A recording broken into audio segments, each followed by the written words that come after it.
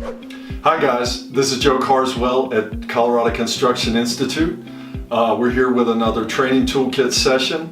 We're going through power tools, and I've got Jason Wrights here from one of my instructors at CCI. He's going to talk to you about a very important tool. So Jason, what have you got for us? Today we're going to talk about the compound miter saw, Joe. It is, like you said, one of the most important tools.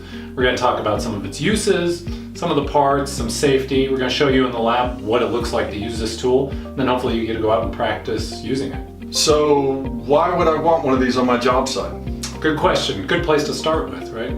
So the most important thing about the compound miter saw is that it's a portable tool. We can take it to any job site. Some tools are large shop tools that you can't really move around with you always. So the compound miter saw is something small that we can carry around, and in conjunction with that portability comes the accuracy of some of those shop tools. So we can make accurate square cuts or straight cuts. We can also make accurate angle cuts and repeat those cuts throughout the day. Wow, so we've got a portable tool, we've got a productive tool, and we've got an accurate tool. I love it. Let's get started. So we talked about some of the uses. I want to get you introduced to the miter saw, to the compound miter saw. So we're going to talk about the parts. So the first part is one of the largest safety features, or the most important safety features, and that's the movable blade guard. Housed behind the movable blade guard is your blade that does your cutting. It has to move freely, and we'll show you that more when we get into using the saw. But just know that this is your first line of defense, one of your first safety items with the compound miter saw. Next thing that we're going to look at is the trigger handle grip.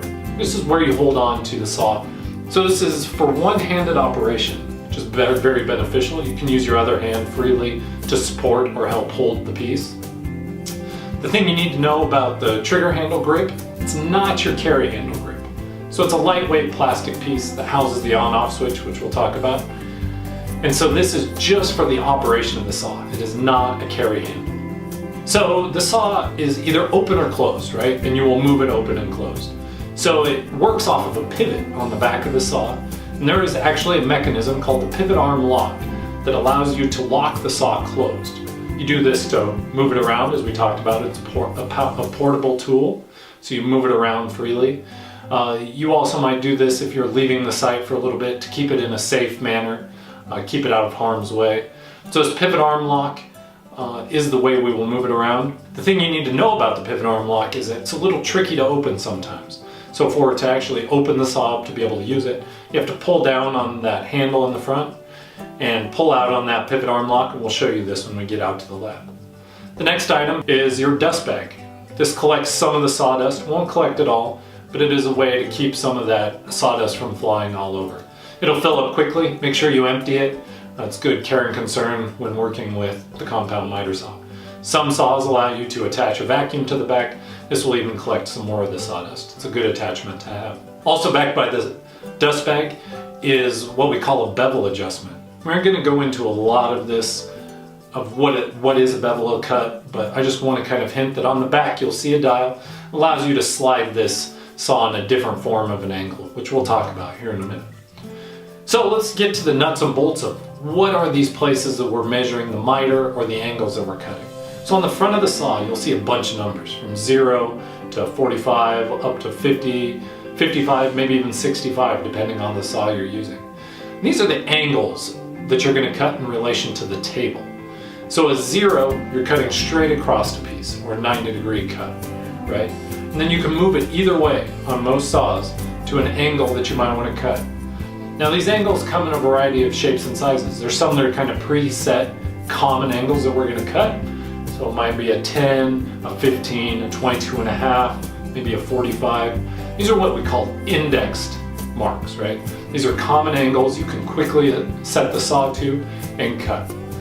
Then what happens if you want to cut an angle in between some of these index marks? Say you want to cut a 7-degree angle or a 12-degree angle. Well, your miter gauge, right, will have all those numbers. You set it to that angle. Then on the front of your saw, on this DeWalt saw, it's a black latch. It's called the miter latch. It locks that saw into place so that it won't slide. Then you can make a nice, safe cut. You see on the miter saw, on the DeWalt, there's also a little trigger underneath. that locks into those index marks. So sometimes you'll have to move the trigger handle and move that miter latch so you can get out of those index marks and then get to the site that you want, the angle maybe 42 degrees, and then push that miter latch down. Now let's kind of talk about the actual cutting parts that you're going to use on the miter saw. And so the first one is that horizontal surface that we're looking at, and that is the table, right? That miter angle's moved in relation to the table. It's flat just like your table. What's contained on the table? We see some safety markings, picture of your hands with a cross through them. It says don't put your hands within here. That's good to know. We also have a recessed cut part for where your blade's going to go through. Make sure you cut all the way through your piece, right? And so this is our table. This is our working surface. When trying to cut something, make sure that your piece is tight to the table. The next piece in the cutting area that we're going to be working with is the vertical piece. So we have the horizontal table. The vertical piece in the back is what's called the fence. We have other fences in construction. We talk about a fence on the speed square. We also have a fence on the table saw, right? It's something to align or index your piece off of. Cutting angles in relation to the fence are those bevel cuts.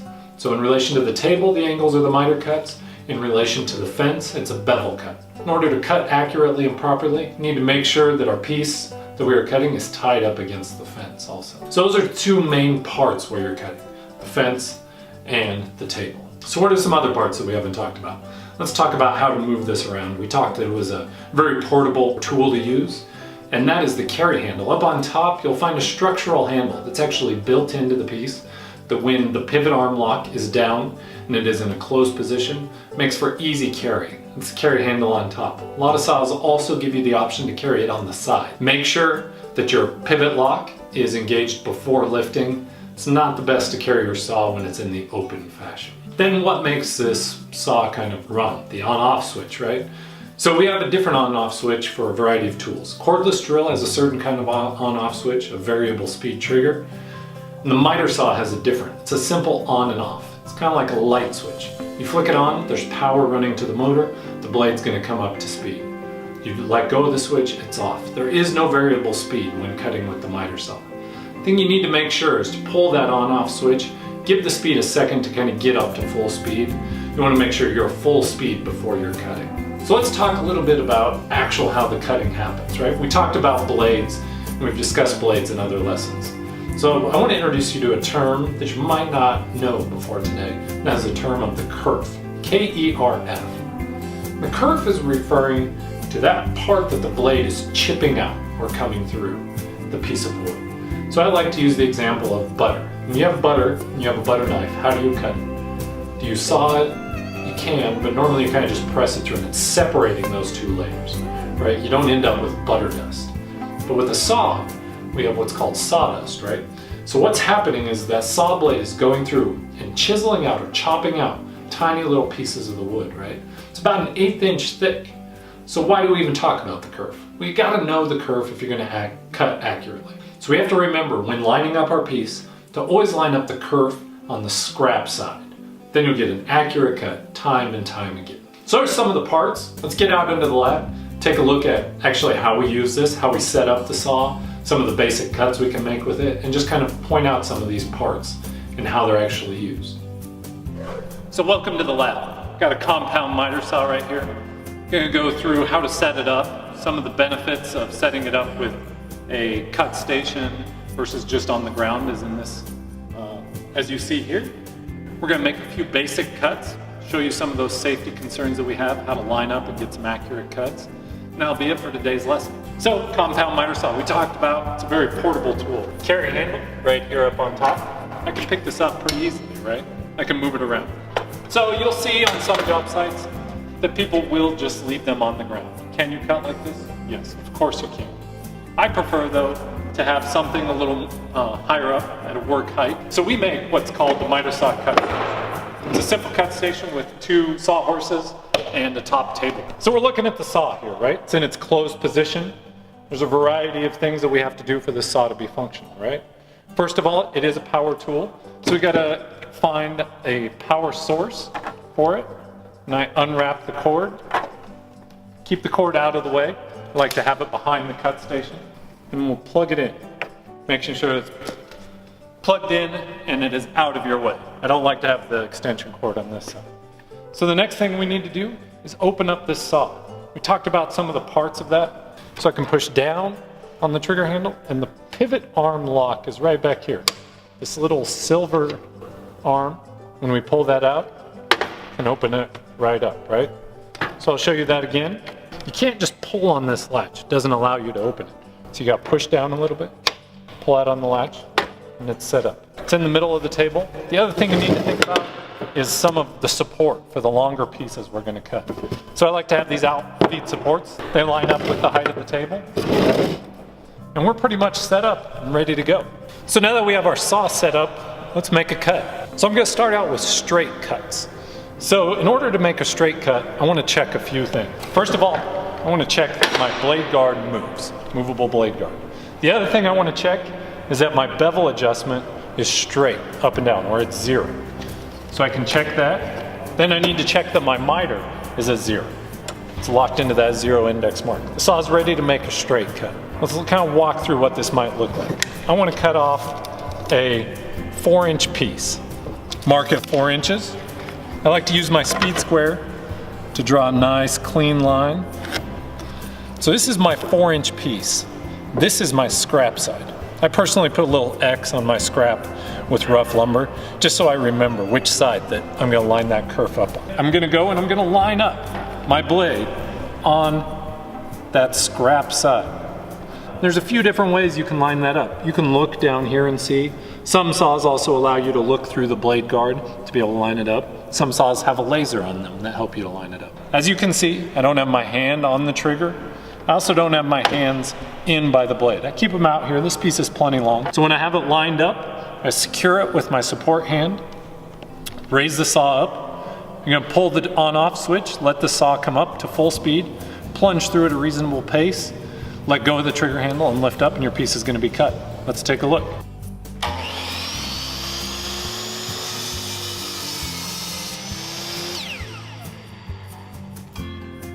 When the saw blade stops moving, reach in, grab my piece. Should be able to measure this. And if I measured, laid it out, and cut it correctly, it should be right on 4 inches, which it is. So that was a good cut. So now I want to show you how to put away the saw, how to transport it again, right? It's kind of in reverse. So the first thing to do is find that dust bag, go and empty that in trash receptacle or wherever you're gonna empty it. Clean up any sawdust that's attached to the saw. So get it as clean as you possibly can. Then we're gonna work to put this saw away, right? So the first thing I like to do when I'm putting my saw away is unplug it. Then I like to close it and lock that pivot arm lock in. I like to keep my cord out of the way. So we'll wrap it up. And it varies on saws. Some saws have places where you can actually wrap the cord. I just like to keep it out of the way. And then I personally like to move it to an extreme angle, kind of centers everything over it. And then you're ready to take this saw and get it back out of the lab. Thanks, Jason. That was a great session about the compound miter saw. I feel like we've now got the basics about the parts, the use, and the safety of this tool. So my question to you is, now that we know those things, what do we have to look forward to? What can we learn next? Yeah, hopefully we got you a good foundation of where we're at with the compound miter saw, right? You'll be able to apply that to some of the basic cuts you're gonna make. In the future, we're gonna learn some more advanced angle cuts or a variety of angle cuts. We're gonna talk about some of those bevel cuts and using miter cuts and bevel cuts together, right, to get some of those compound angles. We're gonna talk about some of the maintenance with this tool, and we're gonna expose you to a variety of different compound miter saws. No two compound miter saws look the same across brands. So we're gonna show you a few different ones of those, some of the similarities and some of the differences with each brand of saw that you're gonna run into. Good luck, guys. Happy building.